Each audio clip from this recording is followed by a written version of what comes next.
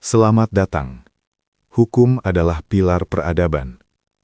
Dengan berlakunya Undang-Undang Nomor 1 Tahun 2023, yang merupakan Kitab Undang-Undang Hukum Pidana, KUHP baru, di tahun 2026, kita memasuki era pembaruan legislasi yang signifikan.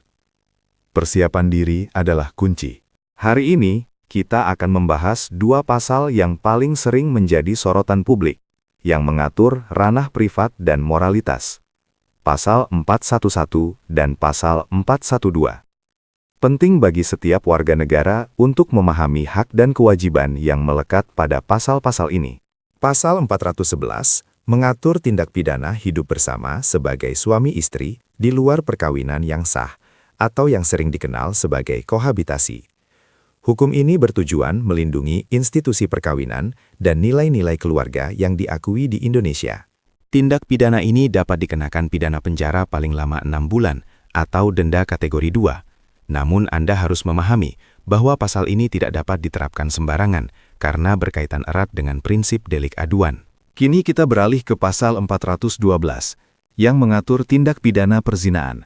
Dalam KUHP baru, definisi perzinaan diperluas untuk mencakup tidak hanya hubungan seksual yang dilakukan oleh orang yang sudah menikah, tetapi juga oleh mereka yang belum terikat perkawinan. Pasal 412 menegaskan bahwa perzinaan adalah melakukan persetubuhan oleh seorang pria dan wanita yang masing-masing tidak terikat dalam perkawinan yang sah, atau setidaknya salah satu dari mereka terikat perkawinan yang sah. Inilah inti krusialnya.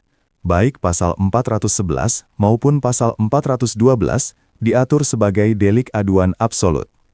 Ini berarti, penegakan hukum hanya dapat diproses apabila ada laporan atau pengaduan resmi dari pihak-pihak tertentu yang sangat spesifik. Lantas, siapa saja pihak yang berhak mengajukan pengaduan? Untuk kasus ini, hanya pasangan yang terikat perkawinan, keturunan, anak, atau orang tua yang berhak mengajukan laporan pidana kepada aparat penegak hukum. Pembatasan ini adalah bentuk perlindungan negara terhadap ranah privat. KUHP baru menjamin bahwa masalah moralitas yang terjadi di ranah pribadi keluarga tidak bisa diintervensi oleh pihak ketiga, seperti tetangga atau anggota masyarakat lainnya. Kewajiban Anda sebagai warga negara, terutama sebagai pihak yang tidak memiliki hubungan kekeluargaan langsung, adalah untuk menghormati batasan ini. Anda tidak memiliki hak untuk melaporkan tindak pidana di bawah Pasal 411 atau 412. Pemahaman terhadap konsep delik aduan absolut ini menghapus kekhawatiran masyarakat tentang kriminalisasi ruang privat secara massal. Ini adalah upaya penyeimbangan antara perlindungan nilai moral dan penghormatan terhadap hak asasi individu. KUHP 2026 menuntut kita untuk lebih cerdas dan sadar hukum. Kenali hak Anda untuk mendapatkan perlindungan privasi, dan pahami kewajiban Anda untuk tidak mengintervensi ranah keluarga orang lain tanpa hak legal yang jelas.